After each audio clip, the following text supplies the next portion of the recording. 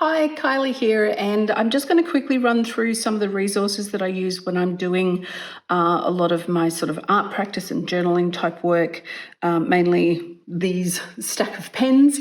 But I will also mention, so I have two different types of paper that I use for postcards. So this is how I do a lot of my sort of morning practice type work and pattern work. This is watercolor paper. So if I'm actually sort of doing watercolors, I will use that. It's hot pressed, which means it's smoother than cold pressed, in case you don't know the difference between the watercolors. I prefer it to be quite smooth because I do a lot of fine line work and I like that to be quite smooth. So that's why I enjoy hot pressed rather than cold pressed. This is, you can see, a little bit whiter. You might be able to see the difference between those. This is a cartridge paper. So same thickness. It's more of an actual postcard size. You'll see this one's a tiny little bit bigger. And it's the sort of paper that I use when I'm, playing around and doing this sort of work, when I'm sort of doing what I refer to as my Zen journaling, in that sort of respect. All right. So let's go through and talk about some of the pens. So let's put that off to the side. This is the Tombow Fudenosuke, or however you would like to say that. I'm not entirely sure, but that's what I call it. So this is a firm brush pen. You'll see, if you ever watch me doing my Plan With Me videos, you'll see that I use this quite a lot when I am drawing up my bullet journal. So, yeah, that's that one. It's a nice firm brush, so I can get, I can still get quite a fine line if I go onto the edge, or I can get, a little bit thicker if I go off to the side, but it is very firm, which is what I love about it. But, if you're not a person who likes that, then know that it is very firm. This is a Pentel Touch. So Pentel Touch is again a brush pen, and you can see as I go through and do this, because I'm sort of leaning a bit more and pushing a bit harder, to show you how it gives quite thick lines. So it's quite good for if you're wanting to do sort of calligraphy or that sort of brush sort of calligraphy. It works quite well. You get it in lots of different colours. It's actually quite nice. I don't tend to use it in my bullet journaling very much, but I do have quite a few of them scattered around my desk, and I just use them for standard sort of writing because I enjoy the feel of them as I do that, which, it's bizarre, but anyway. So this is a Pilot. It's a Pilot something. I actually don't know what it's called. I should, because I've bought a ton of them, but, that's just how it works. This is another really firm brush, so I can get a really fine line with this one because it's a really, really fine point on the tip, which I quite like. This has become my new favourite for producing this sort of line work. So when I'm going through and playing with this, that's the pen that I'm generally using to do that, because it gives me a nice little bit of thickness, but I can also get a little bit of fine work in there too if I want to. And it just feels really nice to write with or to draw with. So that's good. This is a Kuretake, let's say Federico Cocci? Sure, why not? This one is the one that I used to do that line work with before I found the other pen. And this is great. It's also a brush pen, but you can see it is a lot softer. So I can get a decent amount of ink down, but I can also get like a really sort of thick line when I'm going through and doing things. So I really enjoy this one. And again, if I'm doing this sort of thing at a much larger scale, so much bigger, then I tend to use this because I don't need the lines to be quite as fine, and it does, it's got a really nice flow to it. So there's that one. If I'm just wanting normal line work and I don't want to use a brush pen, then I prefer the Unipin fine lines. Like I've used the Staedtlers and other bits and pieces as well, but I just like the Unipins. This is the 0.3, and I tend to use the 0.3 when I am drawing more often than not.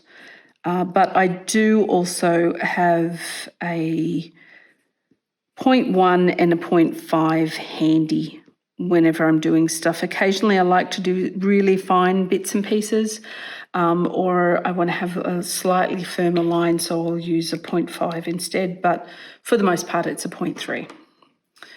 Okay, so this year I'm also starting to play with fountain pens a little bit more because they just do a different quality of line, like when you're putting ink down in this way. So this is a Lamy or a Lamy. I do not know. It's probably a Lamy. Medium tip. And yeah, I like, it's got a nice sort of hold to it and has a place for you to sort of, yes, I know I hold my pen the way I'm not supposed to, but I don't care.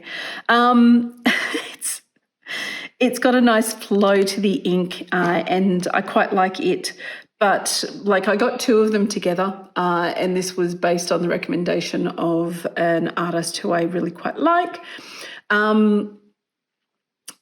I got a Kaweco Sport as well, and this thing is like, it's tiny, it's a little baby, but when you put the lid on it, it's a decent sized pen, even if your hand is bigger than mine.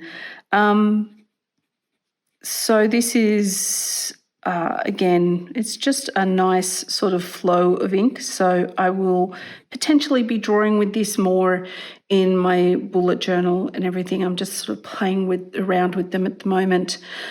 The comment, I read a few reviews on this before I bought it, and there was a comment, sorry for the squeaking. Oh, it's not going to do it. Excellent. So there was a comment that the cartridge is quite small, so you don't get a lot of ink in one go. Honestly, I haven't found it to be problematic. So, you know, do with that what you will, but for how I'm using it, and I've been using it a fair bit for some bits and pieces, I haven't found that it's a limitation. So in case you come across that comment, I thought I'd mention it. All right, so they're my blacks. And as you can see, I use a whole heap of different ones.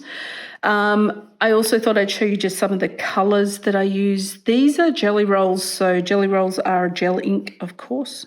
That would just make sense. So these are the Moonlight ones.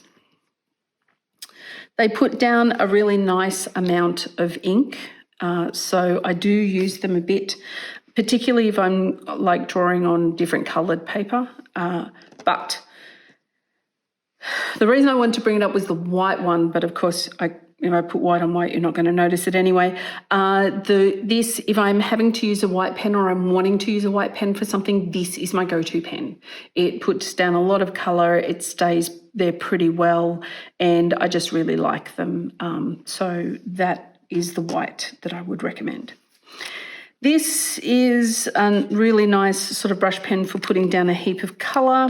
This is a Tombow marker. Most people, if they think of Tombow pens, these are the ones that they tend to think of. They don't tend to think of that sort of thicker, well, I should say finer hard brush. But Tombow markers are great. They work a little bit like watercolour, so you can actually blend them together. As you can see, they've got that finer end, nice brush to get down a nice chunk of colour. They've got some really nice colours in them as well, but they are a little bit more expensive than some of the other pens that you can get. This is a brushable, so this is another Kuretake pen. It's part of their Zig sort of range, and it's a brushable, and these are fantastic because this end of the pen is 100% of the colour. This end of the pen is 50% of the colour. So you can buy a few of these and actually sort of have a broader colour range than just standard markers, because you have that ability to have, 150. But I can also keep sort of putting colour on there and bump it up as well. So they're just really nice to play with. I bought a set of them ages ago. Well, I bought a heap of them ages ago. And yeah, I just find them fun to play with at times. So they're great. This is a mild liner. So I haven't been using the brush mild liners for very long. I'll show you the other one in a second that I have been using more of.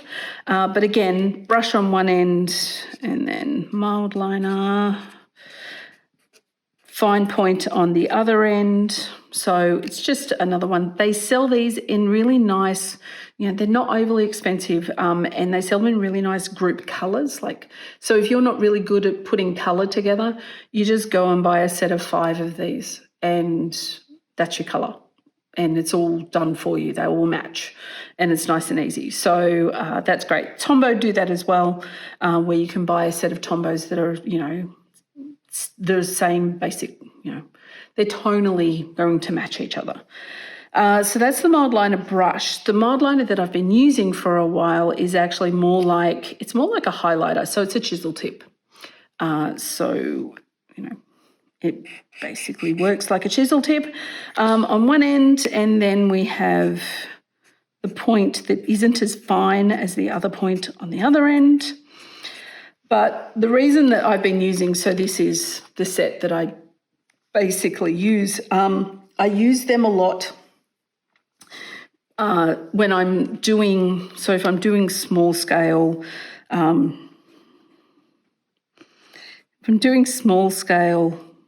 sketchnoting.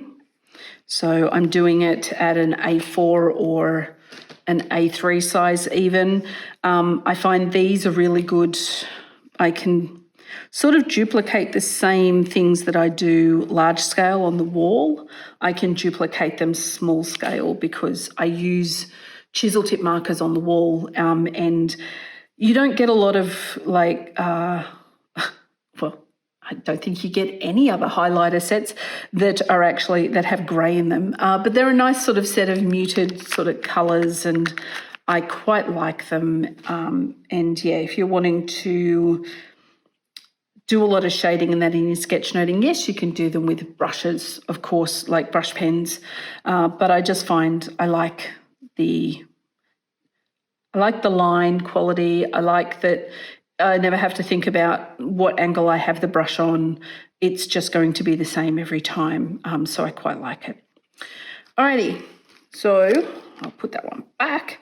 They are the pens that I generally use when I'm sort of doing my journaling and playing around and doing bits and pieces. I will include, like I said, a link to where you can get all of these, and I hope that this was useful. Please ask me any questions if you have them. Thanks. Bye.